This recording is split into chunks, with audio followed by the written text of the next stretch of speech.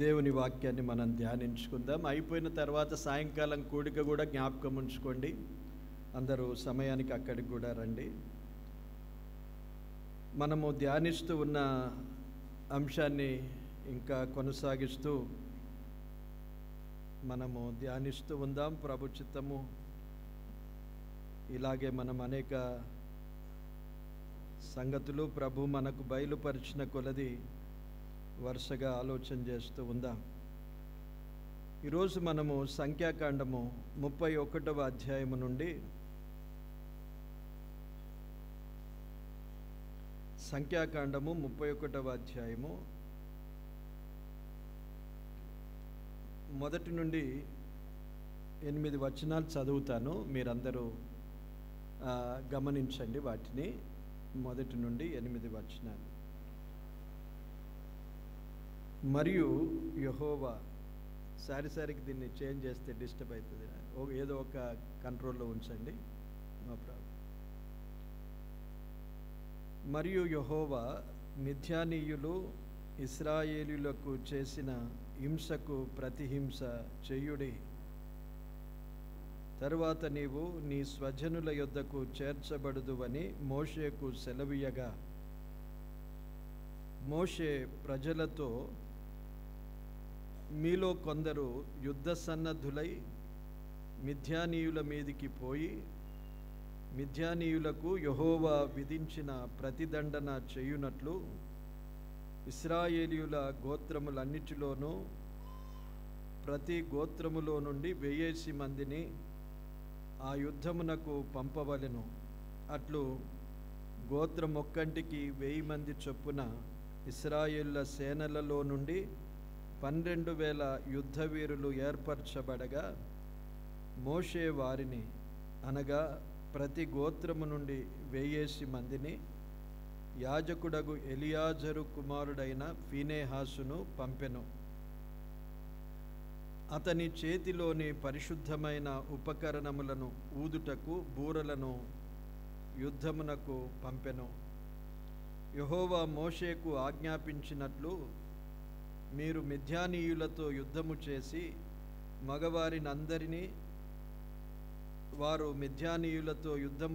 మగవారినందరినీ చంపిరి. చంపబడిన ఇతరులుగాక మిద్యాను రాజులను, అనగా మిద్యాను 5 రాజులైన ఏవీని, రేకెమును, సూరును, హూరును, రేబాను చంపిరి. బేయోరు కుమారుడైన బిలామును ఖడ్గముతో చంపిరి. దేవుడి మాటలు దీవించునుగాక. ఆమేన్. చిన్న ప్రార్థన చేస్తాను. పరిశుద్ధుడవైన మా తండ్రి, స్తోత్రాలు, వందనాలు చెల్లిస్తున్నాం. మీ మహాకృప చేత నేడు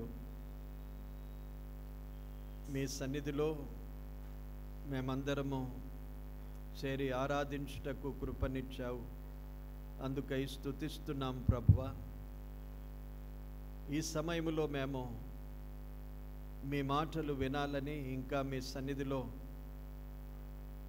కనిపెట్టుకొని నిలిచి ఉన్నాము.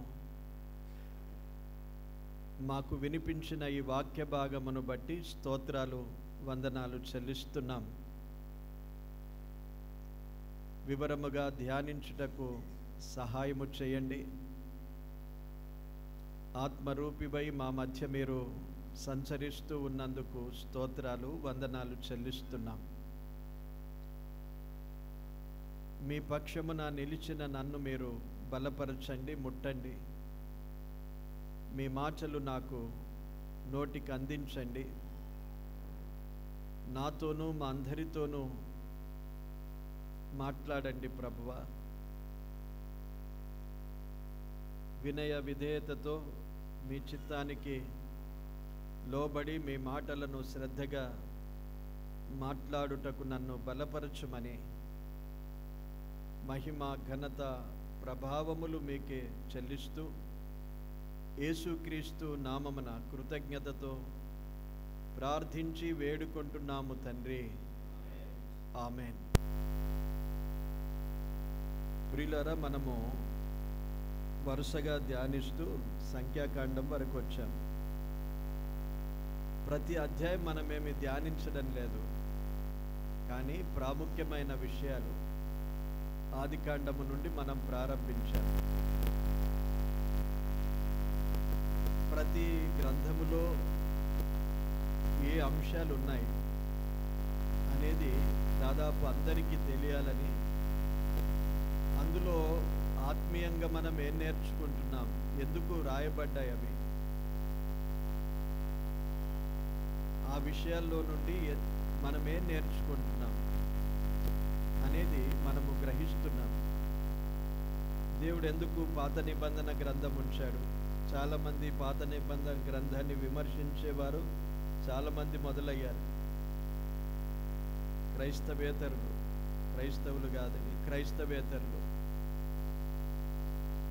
దేవుడు ఎందుకు పాత నిబంధన గ్రంథము మనకు ఉంచాడు?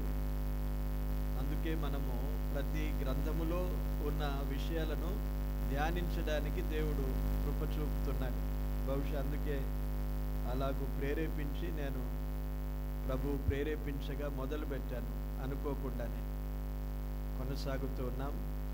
ఆదికాండములో ఏమున్నదో గ్రహించారు. నిర్గమకాండము, లేవియకాండము, ఇప్పుడు సంఖ్యాకాండము. సంఖ్యాకాండములో 2 మాటలు నేను చెప్పాను. గ్రంథం అంతా మనకు తెలియకపోయినా ఈ గ్రంథములో ఏమున్నది, దేవుడు చెప్పే ఉద్దేశం ఏంటి అనేది మనము గుర్తుంచుకోవాలి. శ్రద్ధ కలిగిన వారు రాసి పెట్టుకుంటే మంచిది, రాసి పెట్టుకున్నా మంచిదే. లేదా సారికి నేను మళ్ళీ అవే మాటలు చెప్పలేను, మళ్ళీ ఒకసారి వేరుగా చెప్తానేమో, నాకే జ్ఞాపకం ఉండవు నేనేం చెప్పినాను అనేది.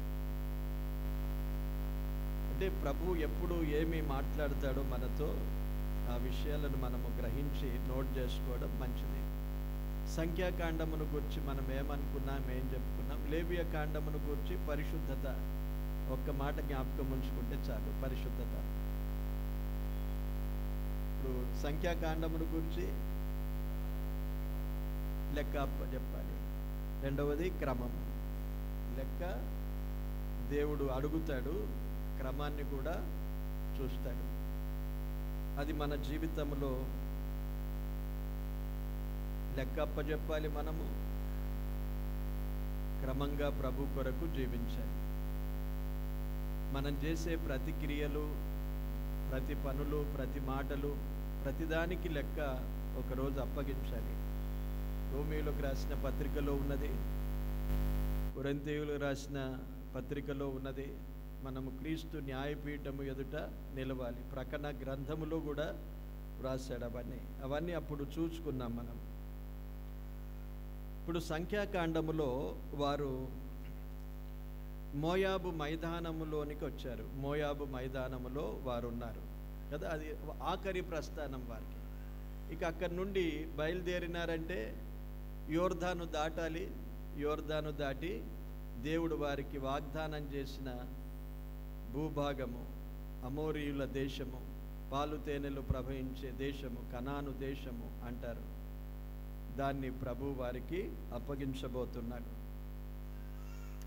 అమోరీయుల దేశం మొదలైంది ఇప్పటి నుండే, వారి భూభాగం ఇప్పటి నుండే మొదలైపోయింది. అమోరీయుల దేశం పాలు తేనెలు ప్రవహించే కనాను దేశము అని దేవుడు మనకు చెప్పాడు. ఆ పాట మనం ఎప్పుడు వాడతాం, కనాను దేశము.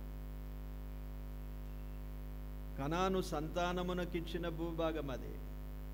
మనము నోహవు దగ్గరికి వెళ్తే ఆయన కుమారులలో కనాను అనేవాడు ఉంటాడు. ఆ కనానుకిచ్చిన ఆ భూభాగం అంతా ఇప్పుడు దేవుడు ఇశ్రాయేలు ప్రజలకు ఇవ్వబోతున్నాడు.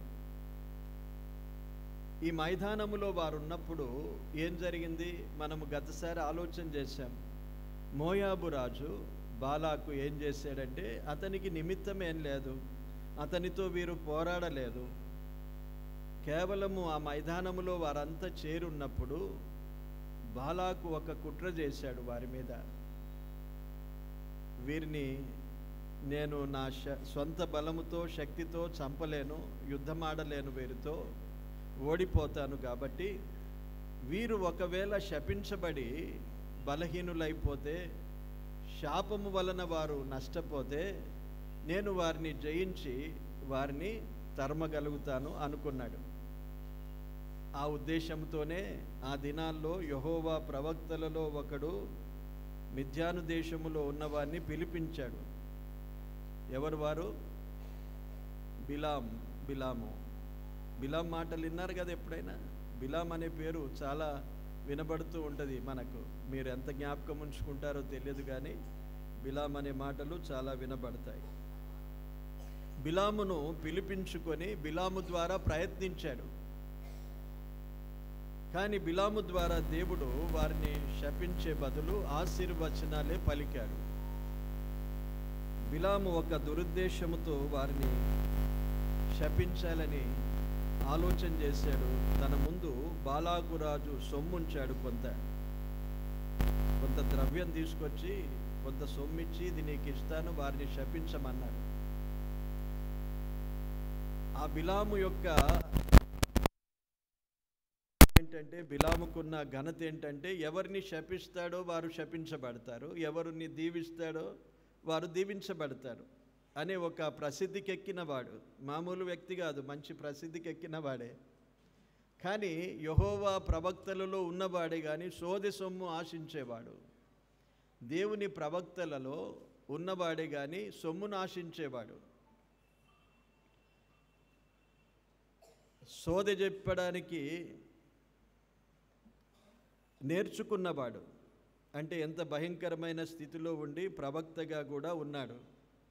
అది అతని గురించిన పాఠం మనకిప్పుడు అవసరం లేదు. కానీ ఇలాంటి వారిని పిలిపించుకున్నప్పుడు బిలాం ఏం చేశాడంటే, వీరిని ఎలాగైనా శపించాలనుకున్నాడు.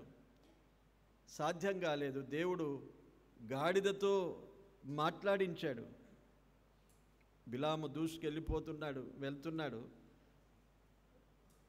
దేవుని చిత్తమేదో ఎరగకుండా దురుద్దేశం కలిగి ప్రయాణం చేస్తున్నాడు. కాబట్టి మార్గమధ్యములో దూత అడ్డగించింది. గాడిదకు కనిపిస్తున్నది దూత, కానీ ఈ ప్రవక్తకు కనిపించడం లేదు. అటువంటి దిగజారిపోయిన ప్రవక్త.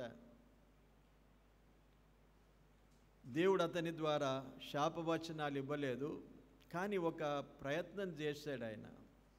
అంటే ఈ సొమ్ము తీసుకెళ్తున్నాడు. ఇక బాలాకు, నువ్వేం పని చేయలేదు మాకు, అసలు శపించమంటే నువ్వు దీవిస్తున్నావు, నేను చెప్పిన దానికి నువ్వు విరోధంగా చేస్తున్నావు, ఇంకా వారు దీవెనలు పొందుతారని ఆశీర్వదిస్తున్నావు వారు గనుక నీకు ఇక సొమ్ము ఇవ్వనని కోప్పడ్డాడు. తీసుకొని వెళ్ళిపోతూ ఉండగా, అది రాయబడలేదు ఇక్కడ, తర్వాత రాసిండి. ఇప్పుడు మనం చదువుకునే వాక్య భాగంలో వస్తుంది అది.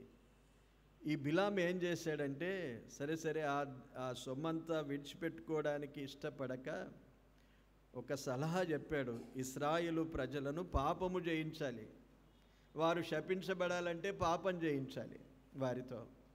వారు పాపం చేస్తే శాపగ్రస్తులైతారు, దేవుడు ఒప్పుకోడు. కనుక అలాగూ మోయాబు స్త్రీలను వారి మధ్యకు పంపాడు. మోయాబు రాజు మిద్యాను స్త్రీలను పంపారు. వారి విగ్రహాలకు పూజించడానికి, విగ్రహాలకు బలి ఇచ్చిన వాటిని తినడానికి వారిని ప్రేరేపించాడు. అప్పుడు యెహోవా కోపము రగులుకొనెను అని రాశాడు. ఇలాగు యుద్ధము ద్వారా వారిని జయించలేక పాపము చేయించి వారిని చంపాలనే ఉద్దేశముతో, దేవుడే వారిని చంపాలనే ఉద్దేశముతో బిలాము ద్వారా బాలాకు ప్రయత్నించాడు. మిద్యానీయులు వారికి సహకరించారు. మిద్యానీయుల అంశాన్ని మనం ఇప్పుడు చూడబోతున్నాం. మిద్యానీయులు వారికి సహకరించారు. కనుక ఇశ్రాయేలు ప్రజలలో కొన్ని వేల మంది ఆ రోజు చంపబడ్డారు తెగులుతో. అందుకే ఇప్పుడు ఆ తర్వాత ఫినెహాసు లేచి వారిలో పాపాన్ని తొలగించాడు. ఎవరైతే పాపం చేస్తూ కనిపించినారో వారిని లేచి ఈటెతోన బల్లెముతోన చంపాడు. ఫినెహాస్ 25వ అధ్యాయములో ఉంటుంది అది. అప్పుడు యెహోవా కోపము చల్లారింది, వేల మంది చనిపోయారు. ఆ తర్వాత జనసంఖ్య మళ్ళీ జరిగింది అక్కడ. ఆ జనసంఖ్యను గురించి నేను ఇప్పుడు చెప్పడం లేదు. ప్రారంభంలో జనసంఖ్య ఎంతనో ఇప్పుడు 26వ అధ్యాయంలో కూడా అంతే జనసంఖ్య ఉన్నది. దీనికి కనుగొన్నారా ఎలా అని? నేను చెప్పినాను కదా అప్పుడు. ఎవరికైనా చెప్పగలుగుతారు అప్పుడు ఎంత జనసంఖ్య ఉండేనో ఇప్పుడు అంతే జనసంఖ్య ఉన్నది. చాలామంది చనిపోయారు, అయినా జనసంఖ్య అంతే ఉన్నది. న్యూ జనరేషన్ వచ్చేసింది. ఇప్పుడంతా వీళ్ళంతా ఎవరు? వాళ్ళు ఎవ్వరు లేరండి, వాళ్ళెవ్వరూ లేరు. ఇద్దరు మాత్రమే ఉన్నారు, యెహోషువ కాలేబులు ఇద్దరు మాత్రమే ఉన్నారు ఇప్పుడు. అక్కడి నుండి బయలుదేరిన వారిలో మోషే ఉన్నాడు. ఇంకా ఈ అధ్యాయం తర్వాత మోషేను దేవుడు అంటాడు, అక్కడ మనం చదివాం గనుక, నీ స్వజనుల యొద్దకు చేర్చబడతావు నువ్వు, మిద్యానీయులతో ఆఖరి యుద్ధం. కనుక ఇక్కడ సంఖ్య అంతే మిగిలింది. దేవుడు ఎంత అద్భుతమైన కార్యాలు జరిగించేవాడు చూడండి.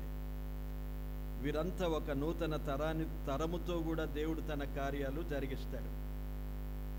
మనము పెద్ద గొప్పగా అతిశయించడానికి ఏం లేదు. మేమే అనుకోవడం, మేము పోతే ఏమి లేదు అనుకోవడం చాలామందికి అనిపిస్తుంది. కానీ దేవుడు ఒక నూతనమైన జనాన్ని ఇశ్రాయేలు ప్రజలలో ఏర్పరిచి ఎంతమంది బయలుదేరాలో అంతమందిని మళ్ళీ ఏర్పరచుకొని పాలు తేనెలు ప్రవహించి ఆ దేశానికి నడిపించాడు. దేవుడు చేసిన వాగ్దానాన్ని నెరవేర్చాడు. ఇప్పుడు మిద్యానీయులు ఉన్నారు. మోషేతో దేవుడు చెప్పాడు, ఇక మిద్యానీయులను నీవు వారు చేసిన హింసకు ప్రతిహింస చెయ్యాలి. ఇది ఇప్పుడు కాదు మనకు, ఈ మాటలు పాత నిబంధనలో ఉన్నవి. ఇప్పుడు మనము ఎవడైనా హింసిస్తే మనలను ఏం చేయాలి?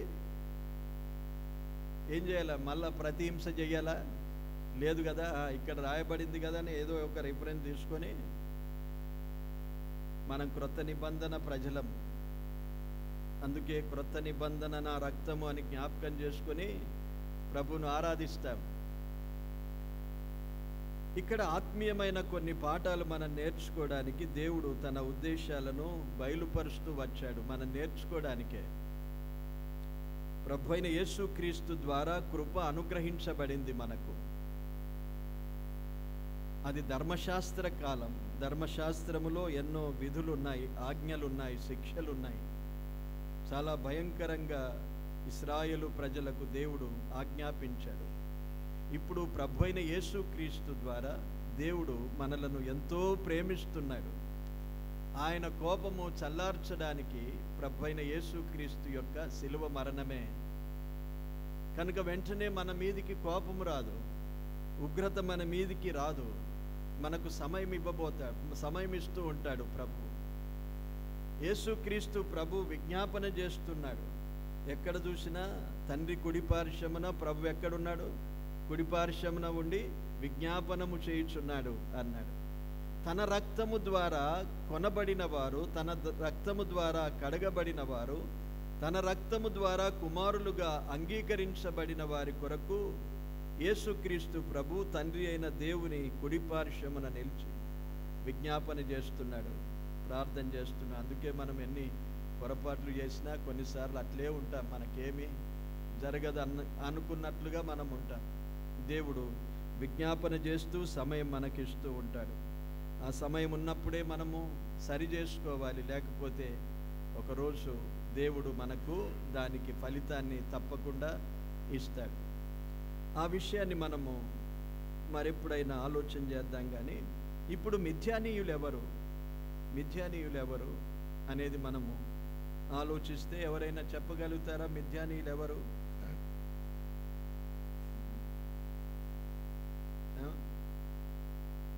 అబ్రహాము యొక్క సంతానమే మిథ్యానీయులు కూడా. అబ్రహాము శారా చనిపోయిన తర్వాత కెతూరాను వివాహం చేసుకున్నప్పుడు కెతూరా నుండి కలిగిన సంతానములో ఒకడు మిథ్యాను. ఆదికాండం 25వ అధ్యాయంలో 2వ వచనములో అతని పేరు మనకు కనిపిస్తుంది. అబ్రహాము వారికి స్వాస్థ్యం ఇయ్యలేదు. అబ్రహాము తర్వాత వారు వారసులుగా వారిని గ్రహించలేదు, కానీ వారికి బహుమానాలు ఇచ్చి పంపేశాడు. కనుక ఈ మిథ్యానీయులు అబ్రహాము యొక్క సంతానము నుండే వచ్చిన వారు. వీరిని గురించి మనము ఆలోచన చేస్తే వీరు మళ్ళీ మనకు ఆదికాండములో యోసేపును గుంటలో వేసినప్పుడు మిద్యానీయులు అని కనిపిస్తారు మనకు. వారు ఏం చేసేవారు? వర్తకులు, బిజినెస్ మ్యాన్. వారు మిద్యానీయులు వర్తకం చేసేవారు, వారు వ్యాపారం చేస్తూ ఉండేవారు. మిద్యానీయులు ఒకచోట ఉండరు, అంటే స్థిరముగా ఉండేవారు కాదు. మిద్యానీయులు ఒక చోట స్థిరముగా ఉండేవారు కాదు. నోమాడిక్ ట్రైబ్స్ అంటారు వారు. ఈ రోజుల్లో వారిని నోమాడిక్ ట్రైబ్స్ అంటే ఒక చోట ఉండేవారు కాదు. దేశాలు తిరుగుతూ పరదేశులుగా ఉంటారు. ప్రతి చోట ఒక చోటు వారికి స్థిరముగా కలిగి ఉండరు. స్థిరమైన స్థితి వారికి ఉండదు. ఈ రోజుల్లో కూడా చాలామంది స్థిరంగా ఉండరు. ప్రభు పిల్లలు కూడా స్థిరముగా ఉండలేరు. అలాంటి వారికి సూచనగా వీరున్నారు. స్థిరముగా ఉండాలి. ప్రభులో స్థిరులయ్యుండుడి అని కొలస్సై పత్రిక, కొరింథీయులకు రాసిన పత్రికలో అపోస్తలుడైన పౌలు ద్వారా వ్రాయబడింది.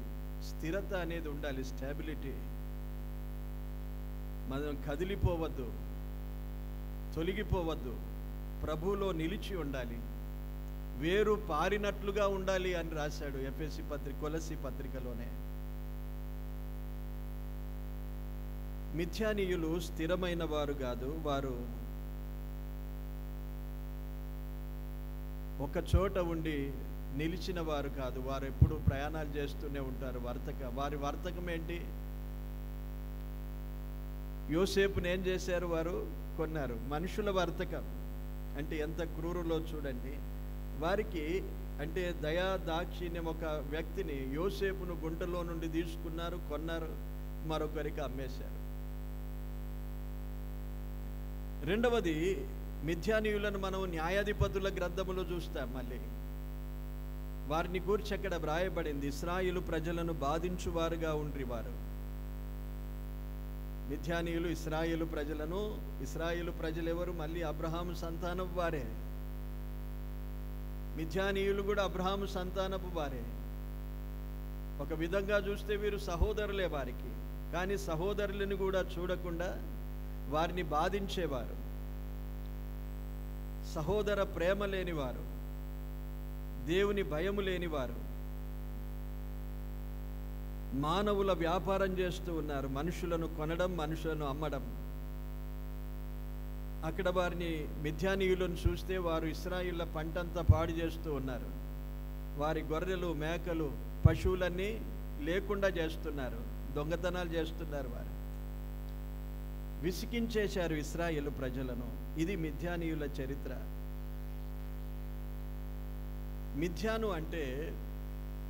మిథ్యాను అనే పేరులో అర్థం ఉన్నది ఏంటంటే కలహము లేక జగడము. ఈ రెండు అర్థాలతో కూడిన పేరది.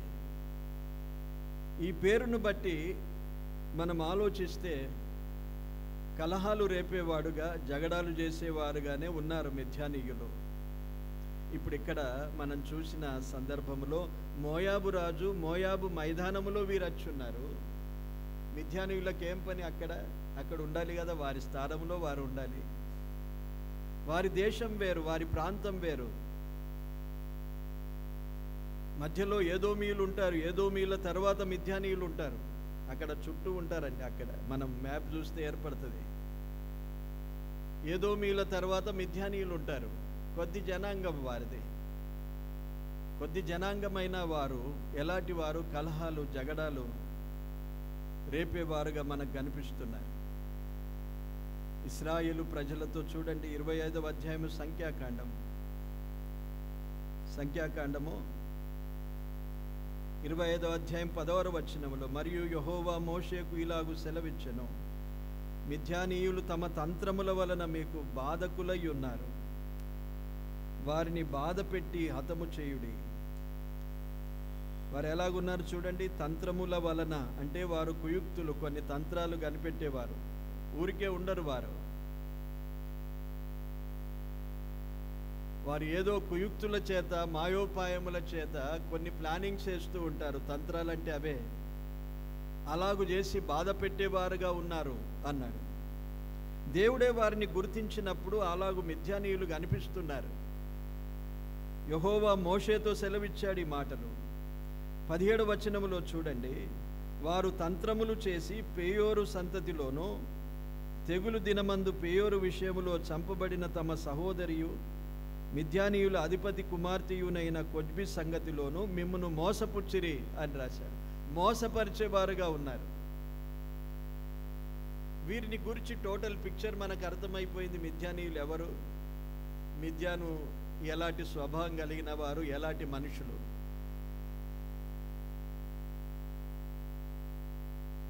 మిద్యాను స్త్రీలను కూడా ఇశ్రాయేలు ప్రజలు పాపము చేయడానికి వారిలో నుండి మోసముతో, ఇక్కడ చూసండి పేయోరుతో అని రాశాడు కదా, ఇప్పుడు మనం చూసాము. పేయోరు విషయంలో చంపబడిన తన సహోదరి అని రాశాడు. 6వ వచనములో మనం చూసినట్లయితే 25వ అధ్యాయంలో ఇశ్రాయేలులో ఒకడు తన సహోదరుల యొద్దకు ఒక మిద్యాను స్త్రీని తోడుకొని వచ్చెను అన్నాడు. మిద్యానుయులు ఇలాగూ వారి యొక్క స్వభావము కానీ, వారి యొక్క విధానాలు కానీ, వారి యొక్క జీవిత విధానాలు ఇలాంటివే. కలహాలు రేపుచు, జగడాలు రేపుచు దేవుని ప్రజలైన ఇశ్రాయేలును హింసించడానికి వారు ఈ విధంగా ప్రయత్నించారు.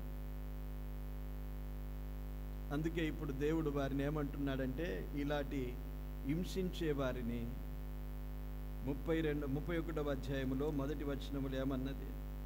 హింసకు ప్రతిహింస చేయుడి అన్నాడు. హింసకు ప్రతిహింస చేయుడి. ఇందులో మనకేంటి అనేది మనం ఆలోచిస్తే, మిథ్యానీయులతో ఇప్పుడు మనకు పనేమి లేదు. వారు లేరు, ఇప్పుడు వారు ఉన్నా మనకు వారితో ఏం పని? ఆత్మీయమైన సంగతులను మనం ఆలోచన చేస్తే మిథ్యాను లాంటి మనస్తత్వము మనలో ఉండకూడదు.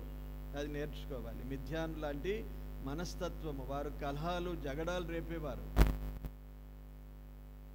కొరింథీయులకు రాసిన పత్రిక, మొదటి పత్రిక 3వ అధ్యాయములో అపోస్తలుడైన పౌలు వారిని గూర్చి ఏమన్నాడంటే, మీలో ఇంకా కలహాలు ఉన్నాయి. చూద్దాం ఒకసారి. మొదటి కొరింథీయులకు రాసిన పత్రిక 3వ అధ్యాయం తీయండి.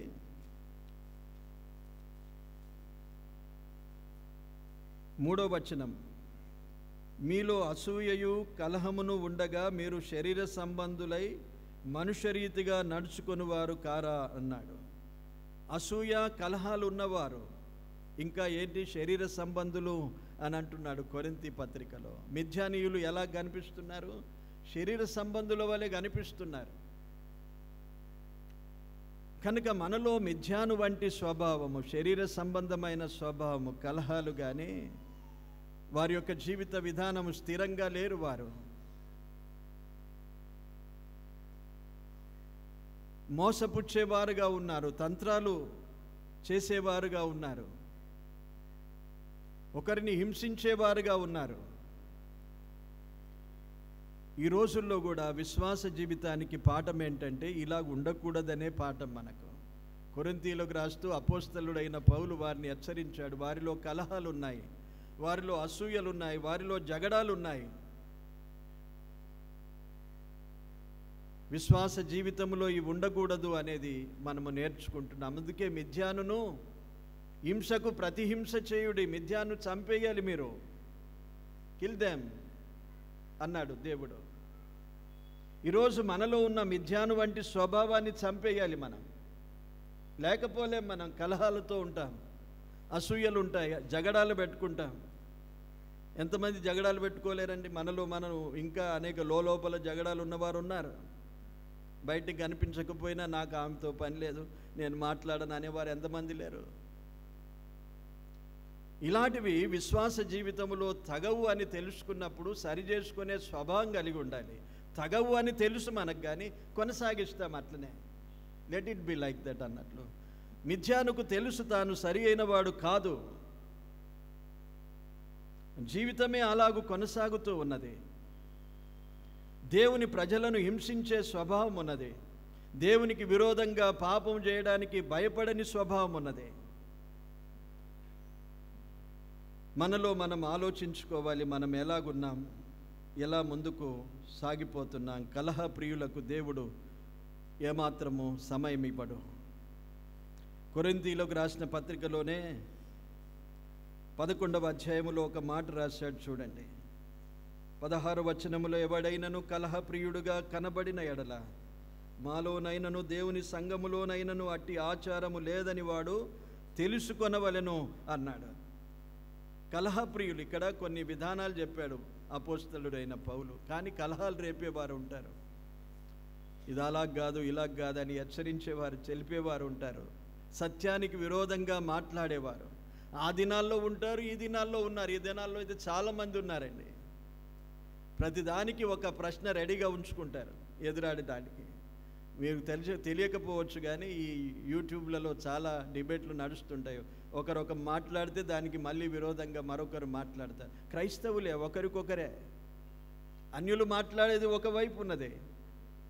క్రైస్తవులు బోధకులే, ఒకడు చేసే బోధను మరొకరు బహిరంగంగా విమర్శిస్తూ ఉన్నారు. కలహప్రియునికి సంఘములో అలాంటి ఆచారము లేదని తెలుసుకోవలెను అన్నాడు. సామెతల గ్రంథములో ఒక మాట చూద్దాం. సామెతల గ్రంథము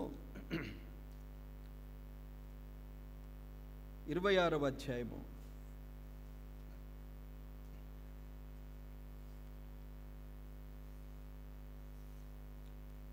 21వ వచనం చూద్దాం.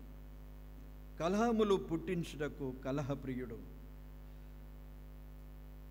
కొండెగాని మాటలు రుచిగల పదార్థములు, అవి లోకడుపులోనికి దిగిపోవును అన్నాడు. కలహాలు పుట్టించుటకు కలహప్రియుడు అంటే, కలహాలు పుట్టించేవాడు. ఇలాంటి వారికి దేవుని సన్నిధిలో సమయం ఉండదు. వారికి సమయం కొంచెం, తమ సమయాన్ని వారు ఉపయోగించుకుంటారు, కానీ దేవుని సన్నిధిలో అది చెల్లవు అనే విషయాన్ని దేవుడు చాలా స్పష్టంగా చెప్పాడు. మిథ్యానులో ఇలాంటివన్నీ మనం చూస్తున్నాం. కనుకనే దేవుడు ఏమన్నాడు? హింసించుడి అన్నాడు. తొలగించండి. తొలగించడానికి ఏం చేశారు? వారు యుద్ధం ఆడారు. ప్రతి గోత్రములో నుండి ఒకరు 1000 మంది వెళ్ళారు. ఒక గోత్రములో నుండి వెళ్ళి యుద్ధము చేసి రావచ్చు, కానీ ప్రతి గోత్రానికి ప్రతి ఒక్కరికి ఆ బాధ్యత ఇచ్చాడు. ఏదో కొందరు మాత్రమే జరిగించేది కాదది. ప్రతి ఒక్కరిలో మనకు మనమే పరీక్షించుకొని, మనలో మిథ్యాను లాంటి వాడు ఉన్నాడా లోపల, వాడిని చంపేయాలి, తీసేయాలి. అక్కడ ఇంకా మనం చూస్తే ముందుకెళ్ళి మిథ్యానును పరిపాలించే ఎంతమంది రాజులు చూడండి. అక్కడ సంఖ్యాకాండం 31వ అధ్యాయానికి రండి. మళ్ళీ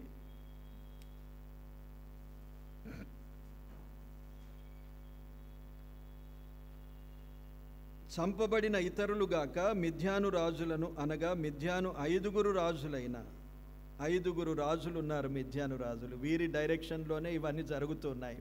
రాజుల అధికారంతోనే కదా వారు పంపబడేది, వారు హింసించేది.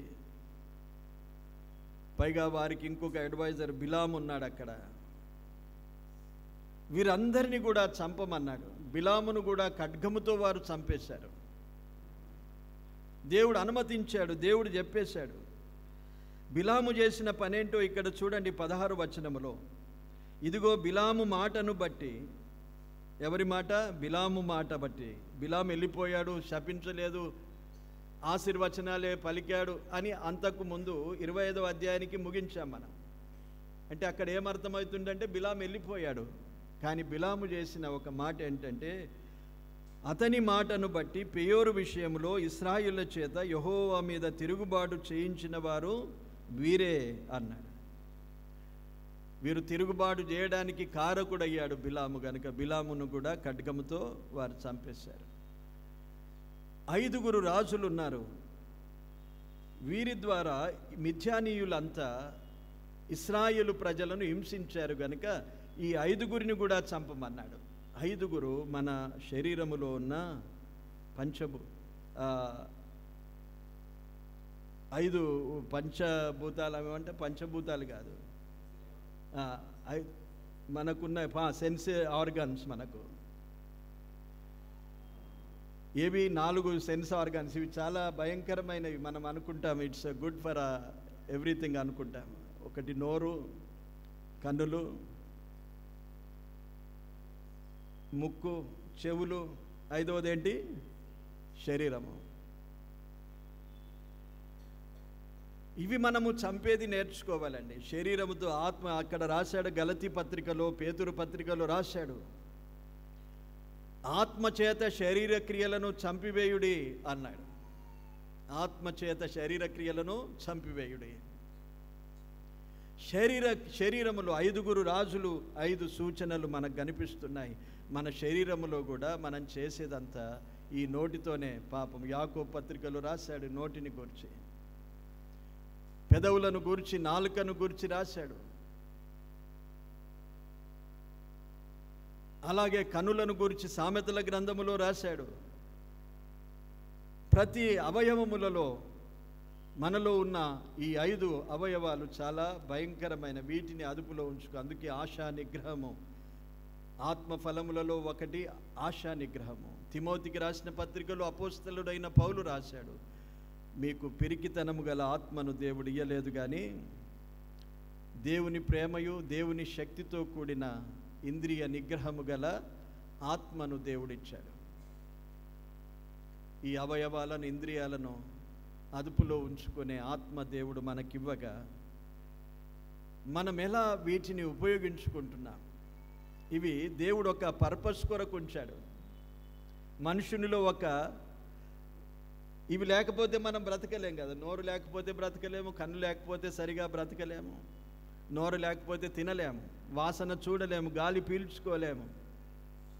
ఇవన్నీ అవసరతను బట్టి దేవుడిచ్చిన, వీటిని దురుపయోగం చేసుకునే మానవునిలో మిథ్యాను వంటి వారు ఉంటే అట్టివారిని చంపేయాలి. అట్టివారిని లోపల నుండి, ఆంతర్యములో మిథ్యానుంటే ఆ మిథ్యానును తొలగించుకోవాలి. మిథ్యానుని హింసించుడి అని వ్రాసిన ఈ మాటల్లో మనం గ్రహించేది ఇదే. వారితో ఇప్పుడు మనకు పని లేదు, కానీ మనలో మిథ్యాను లాంటి వారము ఎవరైనా ఉంటే అది ప్రమాదకరం. దేవుడు వారిని తొలగించుమన్నాడు. వారిని ప్రేరేపించిన 5 రాజులు, మనలో ఉన్న 5 అవయవాలకు సూచనగా వారు ఉన్నారు. వీటన్నిటిని మనం అదుపులో ఉంచుకొని దేవుని సన్నిధిలో భక్తిగా జీవించడానికే మనము నేర్చుకుంటున్నాం. చిన్న పాఠం. ఈ యుద్ధములో వీరు మిథ్యానీయులను హింసించే దానిలో ఉన్న ఈ చిన్న పాఠమే, కానీ చాలా అవసరమైన పాఠం అది మనకు.